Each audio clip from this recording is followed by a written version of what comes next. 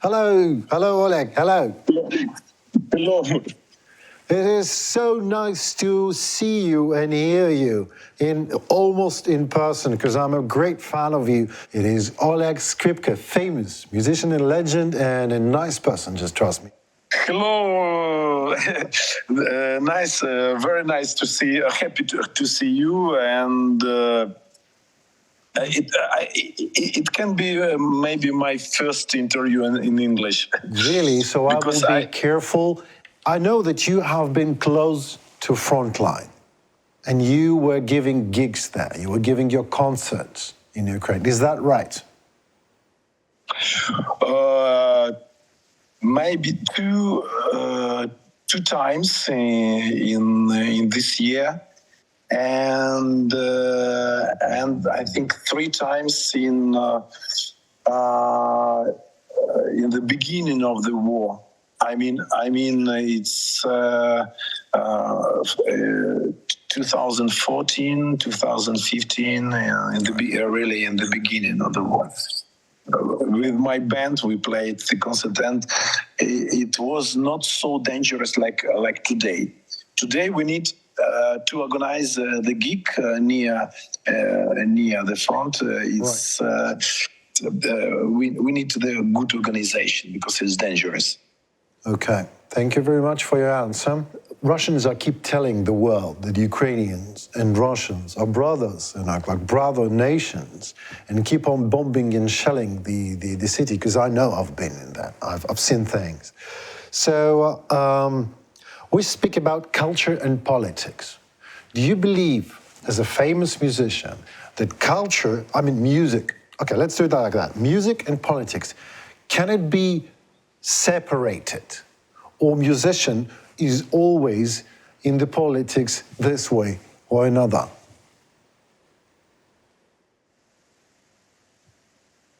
I have a think about this.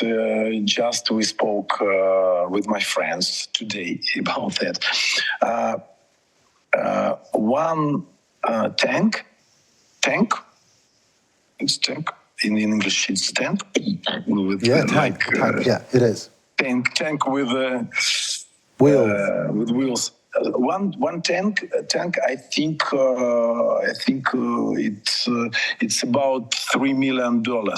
One tank, and with this money, I could do my festival, my famous festival, the Land of Dream, during 20 years. 20 years with this song. This is a very good $3 million. $3 million. So tank in during the struggle. The struggle lives during 45 minutes. 45 minutes and 20 years of the festival. And how many tanks and rockets we have and another arms. We could do really great culture in Ukraine with this money. And it's my opinion. We got this war because before it was the problem with the culture in Ukraine. Really? It was the problem of the mind of Ukrainians. So we have example. For example, Estonia, Lithuania. They're in European Union. It's small countries, but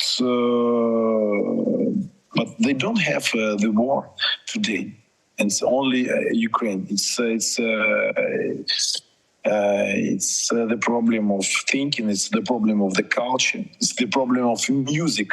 So music goes before politics. If it's okay. Right. So you put it above, like music is above. First the music, then comes the politics. First comes the culture, yes. Then comes the business and the politics. Yeah, absolutely. Okay, I accept that as an answer. But then tell me, what is the difference, if there is a difference? Oleg Skrypka, do you think that there is a difference between Russian music and Ukrainian music?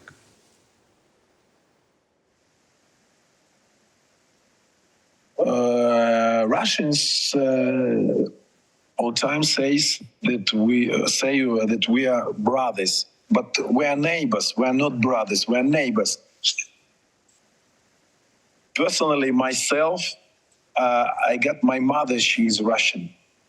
My father, he is Ukrainian. 300 years or 400 years, we are in the one country, or it's Russian Empire, or either it's Soviet Union. But music is different, and the difference. We are Ukrainians. We are creators. It's our music. It's our roots. It's our original music. And Russians, they are users. Right. And I think it's normally for empire. They use In the beginning. energy of another earth, in other nations, maybe like that. And our music is original because when we listen. Modern music, of course, we live in modern world, and there is influence of jazz, rock and roll, blues, and etc.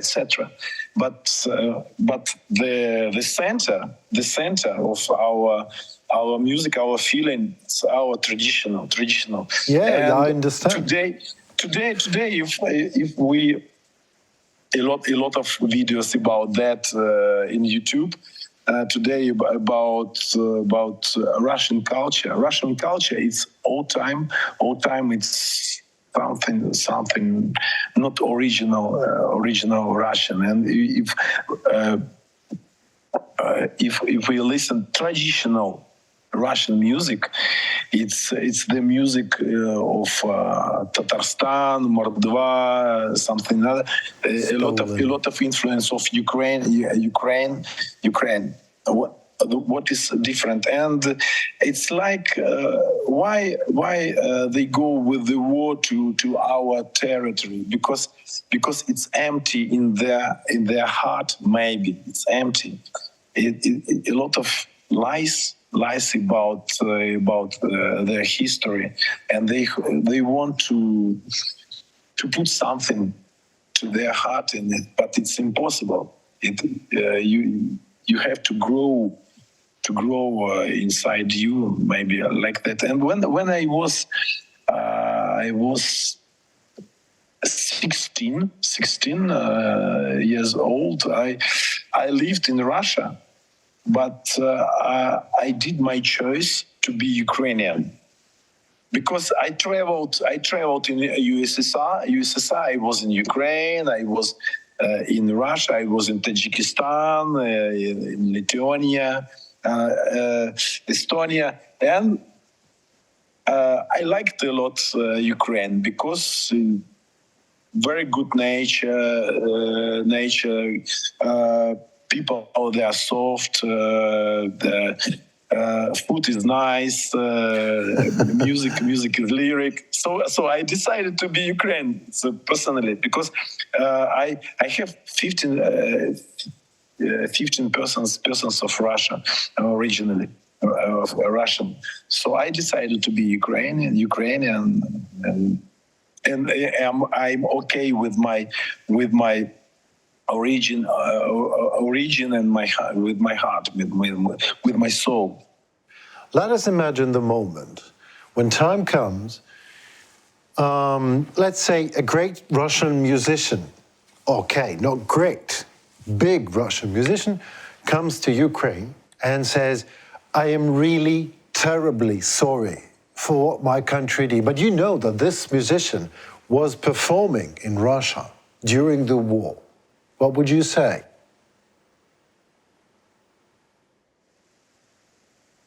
It's the question about protection of our society, and it's not new phenomenon. Yeah, exactly. in our society. For example, now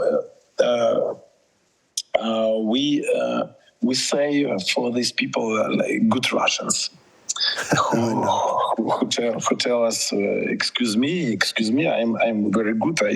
I want to be in Ukraine or to be on the side of goodness. So good Russians, good artists, they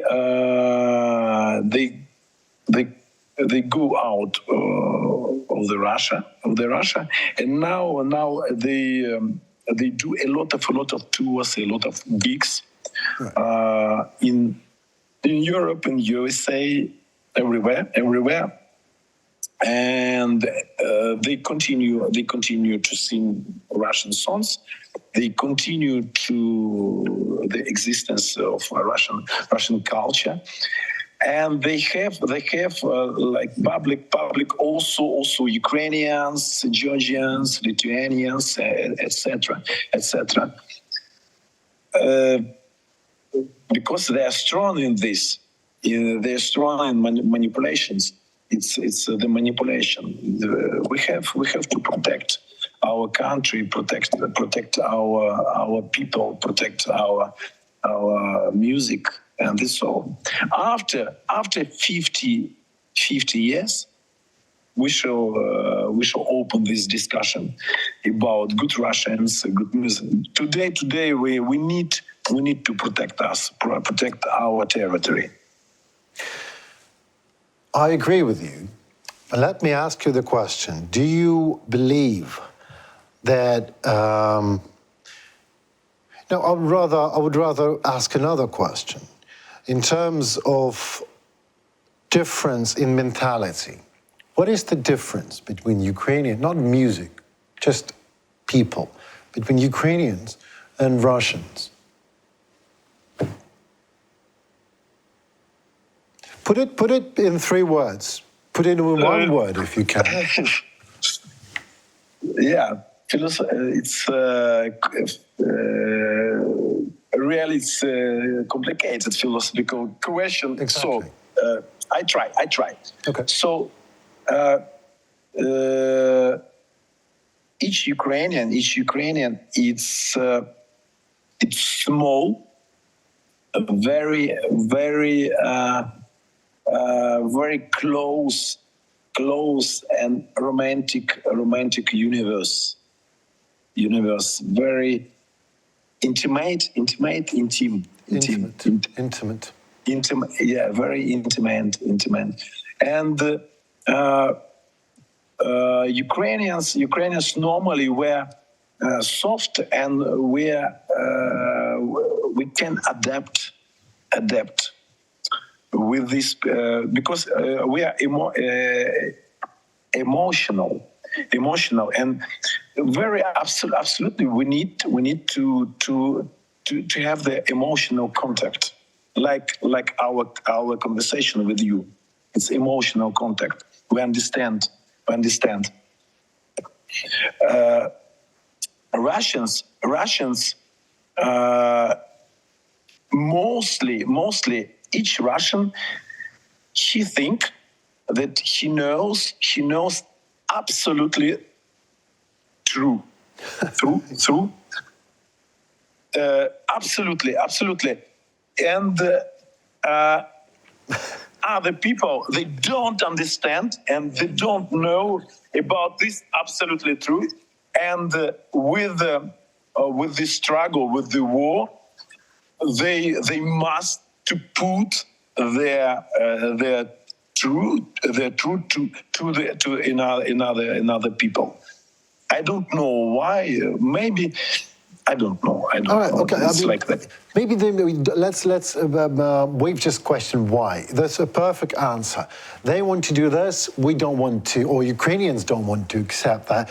But what would you do to make Russian eyes open? I mean, they given the keys to absolute power to Vladimir Putin for 25 years. It's like a quarter of a century.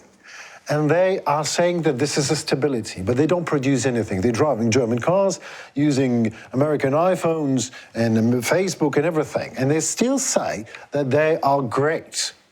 But what would you do to open their eyes? I tell you what your colleague musician Dmitro said. He said, and another artist, Flores, was my guest, Flores Boccanegra, just a moment ago. He said humor would do a good job.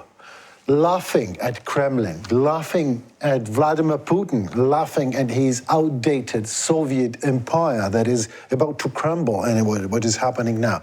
But what would Oleg Skrypka do to open Russian eyes?